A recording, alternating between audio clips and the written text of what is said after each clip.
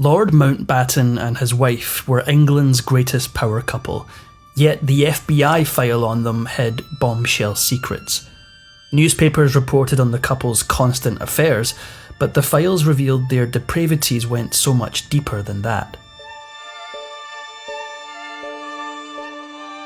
The Battenbergs were a prominent British family, close relatives to the royal family themselves. Prince Louis was born in 1900, a second cousin of King George VI, illustrating his immense privilege from birth. Upon his baptism, his parents chose godparents from the highest of European royalty. His godmother was Queen Victoria, his maternal great-grandmother. His godfather was his second cousin, Tsar Nicholas II of Russia, who would end up being the last reigning monarch of Tsarist Russia before the revolution. Throughout his childhood, Louis often visited Russia, becoming intimately familiar with the imperial family. The young man grew infatuated with his cousin, Grand Duchess Maria, and his romantic feelings lasted the rest of his life. He kept a photo of her at his bedside until his final days. Louis didn't socialise outside his familial circle much. In fact, he was homeschooled for the first 10 years of his life, a practice not uncommon among royals. At the age of 10, he transferred to the prestigious Lockers Park boarding school before attending the Royal Naval College a few weeks shy of his 13th birthday. But with tensions rising in Europe, his family name became a burden. In the face of rising British nationalism and anti-German sentiment as a result of World War I, King George V officially changed the name of the British royal family from the House of Saxe-Coburg and Gotha to Windsor. German-named relatives followed suit, and Battenberg became the anglicised Mountbatten.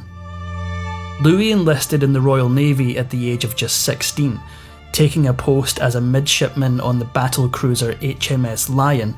The young lord actually saw some action in August 1916, when the cruiser found itself marred in a naval battle.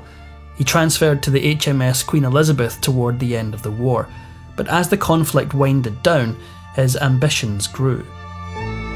Specialising in communications, the plucky young lord rose through the ranks, eventually landing his first command of a naval cruiser in 1934.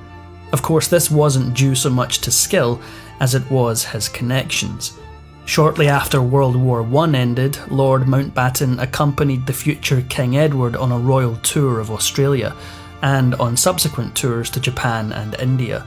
During these trips, the two formed a close relationship. He also had a close relationship with another eventual titanic figure, the current King of Great Britain, Charles III. Charles was Mountbatten's great-nephew, and the Lord had a deep influence on the young royal. Charles affectionately referred to him as his honorary grandfather, and Mountbatten encouraged Charles to enjoy the bachelor life, something he himself had a hard time letting go of. Mountbatten married heiress and socialite Edwina Ashley on July 18, 1922. Shortly after their nuptials, the couple embarked on a honeymoon across Europe and North America. While in California at the tail end of their tour, the newlyweds met Charlie Chaplin and starred in one of his silent movies, Nice and Friendly, which ultimately never saw theatrical release. But things would not remain nice and friendly with the couple for long. Mountbatten would later admit that he and his wife spent all their married lives getting into other people's beds. In 1921, industrial unrest was on the rise in Britain amid protests and strikes over poor working conditions. Mountbatten, leading a platoon of stokers, was to quash the strikes and restore order. The platoon was as bumbling as their leader, with many of them having no experience with a rifle. But as usual, Mountbatten's own lack of skill didn't seem to hinder him. With his focus on naval communications, he gained an increasing interest in technological development and a fascination with gadgets. In 1924, he enrolled in the Portsmouth Signals School and briefly studied electronics at the Royal Naval College in Greenwich. His knowledge and advancements through naval ranks positioned him well for the next seismic conflict.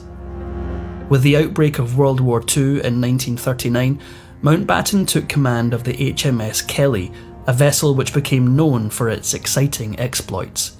The Lord saw considerable action throughout the conflict, particularly in Norway, the English Channel and the Mediterranean, but the action wasn't necessarily heroic. Mountbatten's ship became infamous for its commander's oafish mistakes, and many were unimpressed with his leadership. On one occasion, the buffoonish lord sailed the Kelly directly into a minefield before ramming it into another British ship.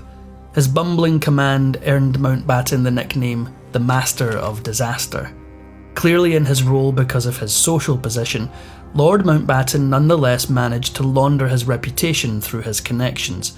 During the Battle of Crete, the Kelly was finally sunk by German dive bombers. During a period of relative inactivity in 1941, Mountbatten flew to Pearl Harbor for a tour 3 months before its bombing by the Japanese. To his credit, he'd expressed shock at the lack of preparedness at the base and predicted that the Japanese would launch a surprise attack. This gained him the respect of the UK's highest commander.